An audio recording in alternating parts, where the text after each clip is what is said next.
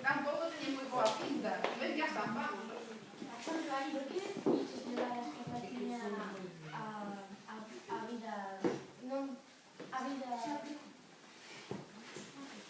Como? Dime.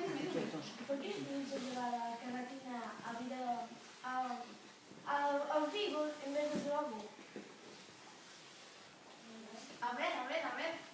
Por que decidí levar a Escarlatina ao mundo dos vivos? Pero cando no mundo dos vivos? Ao principio, cando está... Ti non te preocupes que aclaramos esta cuestión rapidamente. Ao principio, cando vai metida no carralento, dis? Ou despois?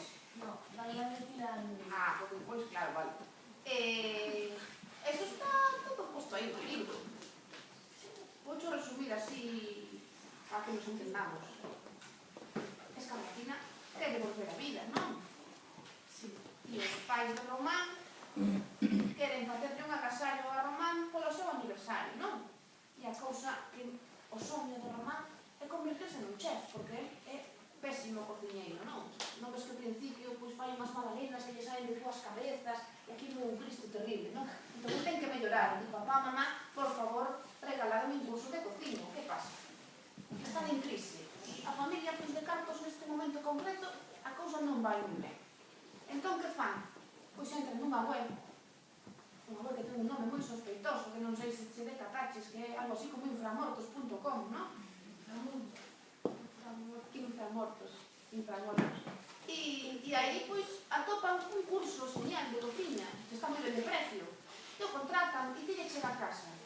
E te chega a Escarlatina. Así foi. Non entenderas esa parte, non? Que máis? A ver. Por que Escarlatina se recordou?